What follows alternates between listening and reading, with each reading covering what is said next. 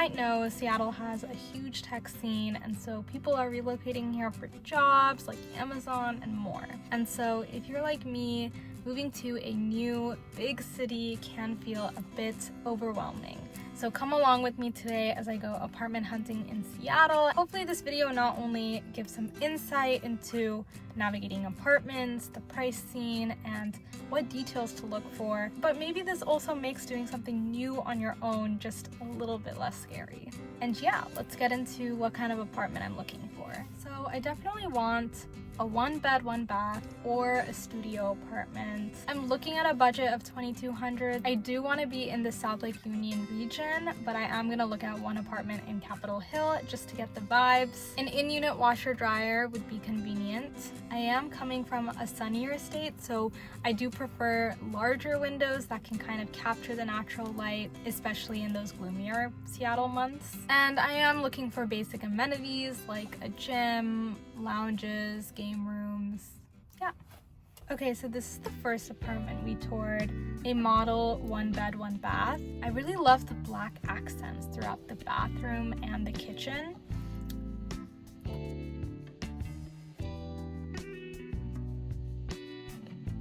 And then I really like that both the living room and the bedroom had windows. I do wish they were a little bigger though, especially because right now it's summer, so we can see that light coming through, but I can imagine during Seattle's gloomier months, the natural light becomes way more important. And then this walk-in closet was super cute and definitely a plus. This was another unit we looked at in the same building, an urban 1-bedroom. And if you don't know, urban 1-beds usually have this sliding door to separate the bedroom, and it's kind of a nice middle ground between a studio and a real 1-bedroom. I like that the bedroom actually had this open top section so the sunlight could still come through and you wouldn't feel too boxed in. And the living room was nice too. I think the main thing was just the windows being a little bit bigger. And they also both had an in-unit laundry, which I forgot to record. In terms of amenities, what stuck out to me was this cute main reception area. The only thing was I was kind of wondering where all the residents are. Now this was a 1-bed, 1-bath. As you can see, it definitely is a little bit out of my budget, but I just wanted to have that comparison point. This is one of the 2 luxury high-rises that we're going to visit. There is this really cute storage space right by the entrance. I could imagine putting my wet shoes here and jacket, especially in those rainier Seattle months. The kitchen cupboards were quite deep, so good storage there. I absolutely loved these windows. This natural light was definitely one of my favorite parts. It also had an in-unit washer dryer. The bathroom was very cute and had lots of storage space. And the bedroom actually already came with blackout curtains if you see the very top of the window. And I actually really liked how the bathroom was right next to the bedroom, because as you'll see in a lot of the other apartments we tour, they're actually quite far away. And I think as a girl, you have to do a lot more in the bathroom for, you know, makeup and your hair and everything. So I think having the bathroom right there next to the bedroom was something I kind of like thought about as being very useful, instead of having to like shuffle between the two so much. Really appreciated all the attention to detail throughout. And the amenities here were amazing. All units had air conditioning, which, believe it or not, it's like not a standard thing for all Seattle apartments. They had a hot tub, a steam room, a sauna, this beautiful rooftop terrace space, and there were actually people hanging out everywhere. This kind of showed me that people are genuinely using the building and they actually enjoy living here. I actually wanted to start with the rooftop for this one because that was probably my favorite part of this apartment.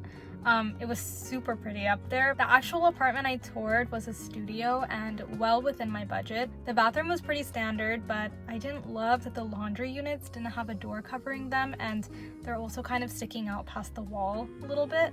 But as you can see, there's this huge tree blocking all the natural light.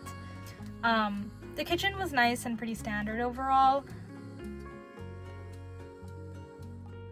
The closet space and storage in general felt a bit limited, and also the floors were a bit echoey and concretey. I wasn't a huge fan of that aesthetic. The This apartment was an urban 1-bedroom and also within my budget. Overall, I thought the unit was really nice. The bathroom was pretty standard. I liked the little detail with the tile above the bathtub. I also really liked the kitchen white cabinets. And the bedroom had that open section at the top so that the light can still come through and it didn't feel too closed off. Honestly, I really like the windows in this apartment too. I will say I wasn't a fan of this particular unit being on the ground floor. It made it feel a bit less private, but I'm sure other units in this building obviously don't have this issue. The rooftop was really nice, and I actually saw a group of people my age playing cards up there, and that kind of really reminded me of myself because I love doing stuff like that, cards, board games. This apartment was one of my favorite apartments. In-unit washer dryer. But I really like these warm wood accents in the kitchen and the bathroom. It just made the whole place feel cozier.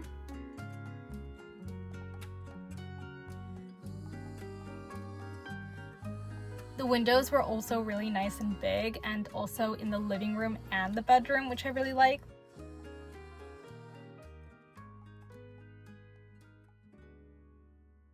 And the rooftop here was so pretty. When you look down, actually, which I didn't record, you could see this whole lake. From a different angle, you could also see the Space Needle. And they had a fitness center and also a bowling alley, which I thought was a bit unique of them. I really liked that the lobby felt super lively with people just coming in and out of the apartment. The only thing is that this apartment isn't walkable to my work. It is a 10-minute bus ride, but the bus comes right there and drops me off right where I need to be dropped off, but just something to consider. Okay, this was the second luxury high-rise apartment we toured, just to get that perspective. So it's definitely a bit over my budget. This was a 1-bed, 1-bath, and honestly, you could immediately tell just by walking in the bathroom that it was very high-end. The windows and views, as you can see, are amazing, and this unit also had a balcony, which I thought was really nice. The closet space seemed solid, and the kitchen was nice too. Overall, the whole apartment just felt very high-end. I actually didn't record the amenities because there were so many.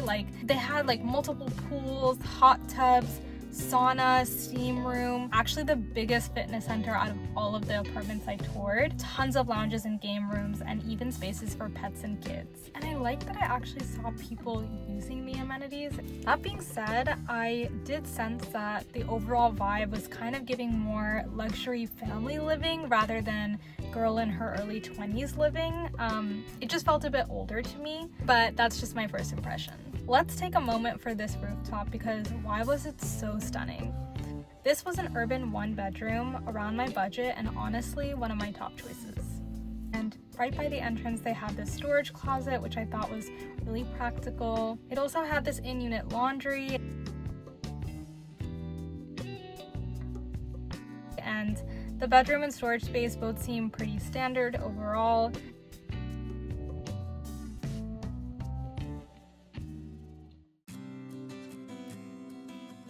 I liked the kitchen too. It just felt clean and modern.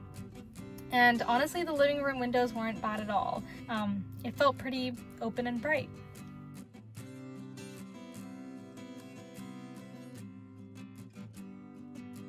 This was another urban 1-bedroom close to my budget.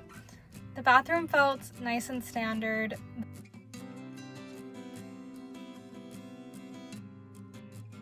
The one thing I immediately noticed was all these doors and how much storage there was throughout the apartment, which was nice. It also had an in-unit laundry, and I like that the bedroom had that open space up top once again. This is one of the only apartments I toured that had carpet in the bedroom, which is unique. The kitchen seemed pretty standard overall, and honestly I really like the views from this unit too. My main hesitation here was honestly just my first impression with the management. They were running 45 minutes behind for my tour. On top of that, a resident had actually come down and mentioned to the apartment employees that he had been having some noise issues in his apartment, and he had complained multiple times, but now he had felt forced to come down after no one was really responding or fixing the issue. This just kind of made me think about how important responsive management might be, and you know, how important it is to be able to rely on someone when these unexpected issues come about. For this next apartment, the lobby area was super cute. This is their model urban 1-bedroom, well within my budget. I thought it was funny that they like really modeled someone living here. Like when I get to the laundry, you'll see that they even added fake clothes in the washer and dryer. So I just thought that was funny.